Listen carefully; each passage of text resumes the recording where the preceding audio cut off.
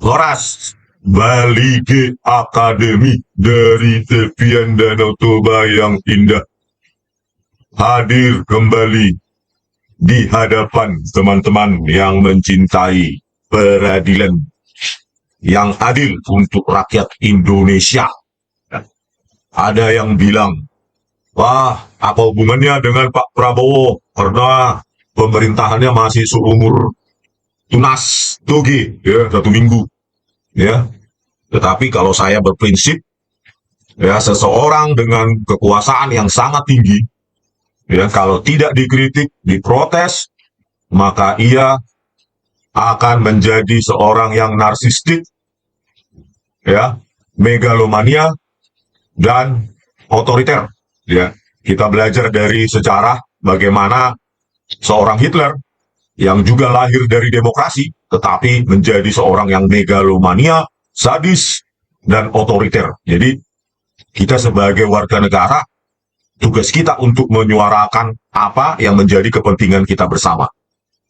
Jadi, walaupun masih seumur tunas toge, ya, 1 minggu kurang, ya, tetap kita harus memulai memprotes, mengkritisi. Kita tidak mau, ya, nanti, ya, digunakan buzzer-buzzer untuk menyerang orang yang memberikan masukan. Ya, buzzer-buzzer inilah yang paling berbahaya, ya, karena buzzer sifatnya menjilat, ya, menjilat demi kepentingannya, mendistorsi kebenaran faktual di lapangan. Ya. Mereka itu adalah musuh-musuh rakyat karena mereka dengan cara mereka menjilat menjadi buzzer, mereka sama saja menjerumuskan pemimpin tersebut menjadi, ya, ke arah otoritarianisme. Ini yang kita tidak inginkan, ya, sebagai warga negara yang sekarang keringat kita ini sebagai rakyat itu membiayai 80% lebih pajak, ya, APBN untuk mereka-mereka yang diberikan wewenang. Ya, kita sekali lagi kita belajar dari negara-negara lain bagaimana demokrasi bisa menjadi otoriter seperti Jerman, ya. Jangan sampai itu terjadi di Indonesia ini, ya. Oleh karena itu, ya, hak kita untuk bersuara. Saya juga dengan kasus viralnya rekayasa, ya, dengan kebrutalan, ya, kepolisian Indonesia ini, kita juga menanti di mana para mahasiswa ini. Ini kan masa depan kalian. Ya, kalau kami yang tua-tua ini sudah menginjak ke kepala 5, maka paling 10 kalender lagi pun sudah susah untuk bersuara. Atau bahkan 20 kalender lagi mungkin sudah di kuburan gitu semua, ya. Jadi masa depan ini ya milik kalian, tetapi kenapa kalian diam? Ya, dengan segala macam bidang yang kalian pelajari harusnya bisa kalian bersuara, melakukan analisis, ya. Tetapi saya ingatkan tidak hoax. Ya, walaupun saya keras, tajam, dan kasar, tetapi saya selalu berpijak kepada bukti-bukti ilmiah yang saya pegang, gitu ya. Oleh karena itu mereka tidak bisa berbuat apa-apa, apalagi menuntut saya, ya. Ya, bahkan saya tunggu kalau Tito Karnavian dan Krisnamurti untuk menuntut saya. Ya, semakin kita bongkar, ya, ke dunia internasional betapa rekayasa barbar brutal dan biadab itu memang ada di Indonesia, di kepolisian di Indonesia, ya, khususnya saat itu Polda Metro Jaya 2016 pimpinan Tito Karnavian dan Krisnamurti. Kita tidak boleh menutup mata. Kita harus buka itu, bongkar itu ke mata nasional dan internasional agar ada perbaikan. Gitu, Mr. Prabowo. Ya. Nah, kekecewaan kami, kenapa Anda lagi angkat orang yang otak rekayasa ini? Yang di tangannya ada darah rekayasa, mengkhianati rakyat, digaji oleh rakyat. Tetapi Anda angkat lagi dengan perpanjangan Menteri Dalam Negeri. Ini kan kewibawaan pemerintahan Anda aja sudah miring, ya, di mata masyarakat. Apalagi dengan memperpanjang Listio Sigit Prabowo ini, ya, yang sudah terkenal dengan prestasi buruknya, ya, membuat kepolisian Indonesia menjadi terkorup, ya, terkotor se-Asia Tenggara, ke-18 terkotor se-100 negara. Kan ini tidak layak lagi dipertahankan. Apapun budinya, jasanya pada kemenangan Anda sebagai presiden, ya, tetapi ingat kepentingan rakyat nomor 1. Bukankah itu yang Anda katakan pada kampanye, debat pilpres, ya, di mana-mana, ya. Bagaimana, ya, kepolisian atau kepala kepolisian yang tidak berprestasi sama sekali, bahkan prestasi buruk, itu Anda pertahankan, ya. Sudah sering saya katakan, itu Dumas presisinya Listio Sigit Prabowo itu kan gak ada gunanya itu. Seolah-olah ada, ya, di mata publik, seolah-olah dia responsif. Apa itu? Singkatan dari presisi itu, entah apalah itu, ya. Suka-suka dia membuat singkatan. Tetapi ya asal ada, inilah layanan publik. Banyak sekali layanan publik yang asal ada.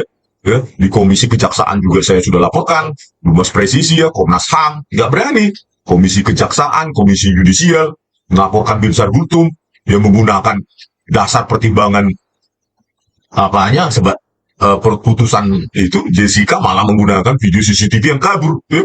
Bahkan Binsar Gultum itu membedakan centerpiece yang kecil dengan paperback aja tidak tahu, apalagi sedotan di atas meja itu kan, posisinya di mana. Karena memang sengaja dikaburkan ya oleh Polda Metro Jaya, pimpinan Tito Karnavian dan Krisnamurti. Dihancurkan semua itu ya, video yang tajam itu untuk mendukung narasi rekayasa mereka. Inilah darah rekayasanya si Tito Karnavian ini dan Krisnamurti. Ini kok malah Anda perpanjang ya. Ini orang munafik ini kelihatannya seperti tampang seperti mau nangis, tetapi sifatnya rekayasa, inherent dalam dirinya ya, intrinsik dalam dirinya itu rekayasa demi karir mereka, demi karirnya naik ke puncak jabatan Kapolri dan menjadi menteri, dan menteri sampai mati.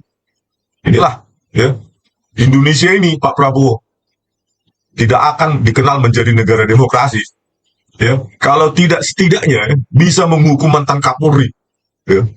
Ini negara kita ini terkenal menjadi negara pengecut, negara yang pengecut. Karena apa? Tidak berani menghukum bahkan level mantan Kapolri, apalagi Kapolri aktif gitu. Mantan Kapolri aja negara ini nggak sanggup menangkapnya gitu. Padahal sudah jelas-jelas ini rekayasa. Kalau tidak confirm ini, bukti ilmiah ini yang saya pegang, tidak mungkin saya seberani ini, senekat ini ya. Saya juga manusia biasa punya rasa takut, tetapi karena berbasis ilmiah ini, maka ketakutan itu hilang. Kita berpegang hanya pada kebenaran ilmiah ya. Jadi usul saya kepada Mr. Prabowo ya, yang baru 3 hari ini menjadi presiden ya, mulailah penegakan hukum ya untuk rakyat ya. Selama ini penderitaan rakyat sudah banyak sekali, Pak Prabowo, yang saya sebutkan saja ya. Yang pertama itu kasus Jessica Kumala Wongso, video CCTV yang tajam itu sengaja dibuat kabur, padahal menurut Undang-Undang ITE pasal 6 ya, data digital atau bukti digital itu harus dijaga keutuhannya ya, agar menjadi sah di peradilan. Tetapi apa perbuatannya si Tito Karnavian, Krisnamurti, dan lewat tangan kotornya Muhammad Noel Azhar dan Christopher Harimandrianto menginjak-injak pasal itu. Ya, kalau orang lain langsung masuk itu ke penjara. Tetapi kenapa negara ini tidak bisa menangkap orang-orang ini? Disajikan oleh jaksa-jaksa kotor itu, Ardhito Muardi Sandiandika, Sugi Kawarpalo, Haribo Malani Bubung, dan siapa itu, Wahyu Oktaviandi, dan Kejaksaan Agung tidak mau membenahi dirinya, masih saja melawan ya. Harusnya kan institusi-institusi ini yang agung ini, yang dibiayai oleh pajak rakyat ini, ya kalau sudah sadar mereka yasa ya minta maaf kepada rakyat itu. Kejaksaan Agung, Jaksa Agung dan Kapolri jangan seolah-olah mentang-mentang sedang menjabat seolah-olah merasa super power ya. Nah ini kan bawahan-bawahan Anda ini, Jaksa Agung, kepolisian ya, Listio Sigit Prabowo ya, desak ini ya, jangan pernah lagi terjadi ya bukti digital itu malah direkayasa oleh polisi gitu loh, Pak Prabowo ya. Inilah undang-undang kami. Belum lagi kasus kemarin Vina Cirebon ya, ini kan sangat barbar, brutal, biadab. Tidak ada tindakan sama sekali oleh Listio Sigit Prabowo. Ada tim sus, tapi apa hasilnya ya? Ada SK tim sus makan gaji buta ya. Mana itu penyelidikan tentang penganiayaan, penyiksaan ya, di hektar, di Bogem ya, kepalanya saja itu dijambat-jambat ya. Terus belum lagi alat kelaminnya dibakar ya, belum lagi yang lain-lain ditembak ya. Sudirman itu, ini kan anak-anak manusia, rakyat pembayar pajak ya, bagian dari Indonesia ini. Itulah Listio Sigit Prabowo. Tidak ada. Belum lagi kita bicara bukti digital ya, yang sudah ada ekstraksinya oleh Digital Forensik Polda Jabar untuk HP almarhumah Vina ya. Itu tidak dihadirkan di persidangan, padahal kalau itu dipakai, ya jelas tidak mungkin sequence kejadian itu terjadi ya, rentetan kejadian itu ada pemerkosaan bergilir lah, terus ada pembunuhan lah, dan segala macam.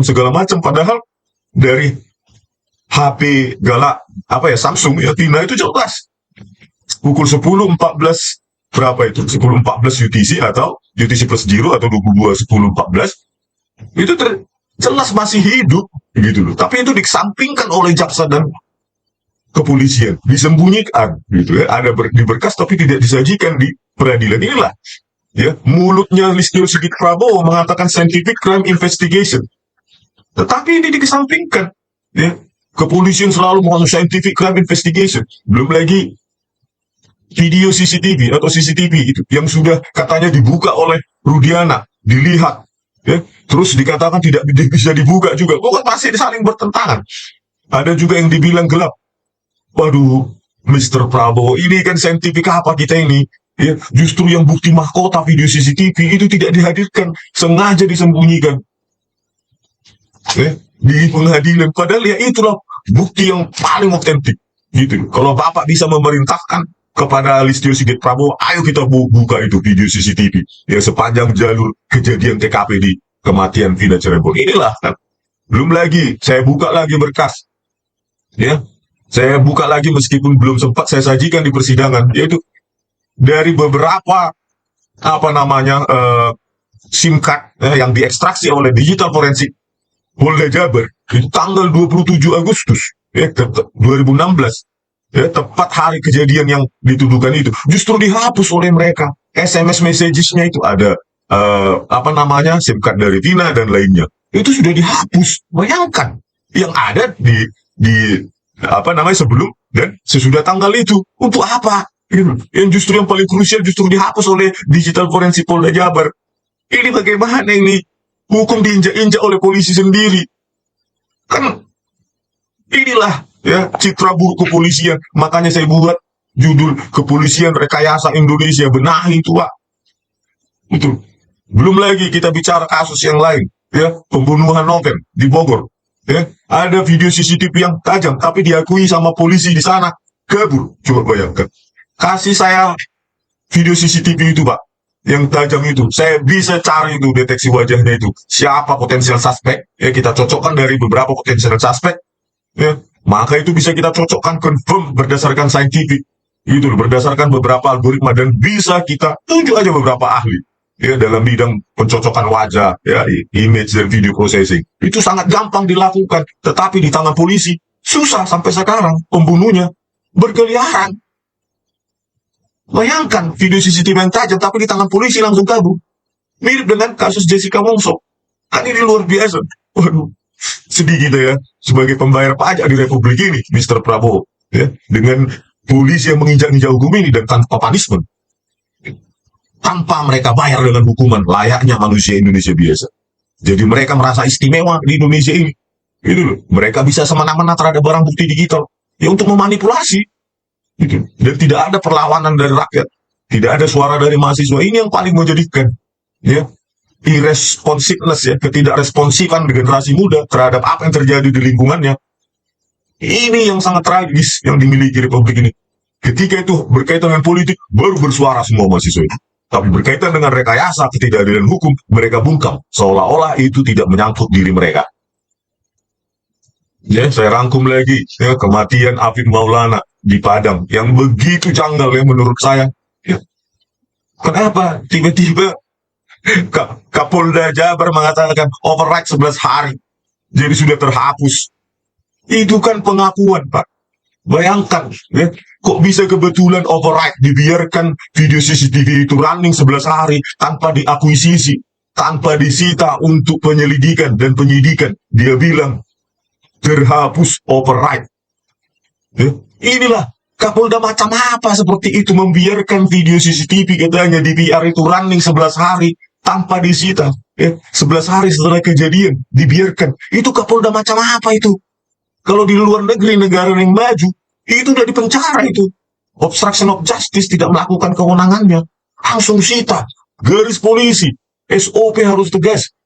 Ini malah dikatakan override. Terhapus karena 11 hari. Itu penipuan itu, Pak. Saya yakin itu Kapolda itu.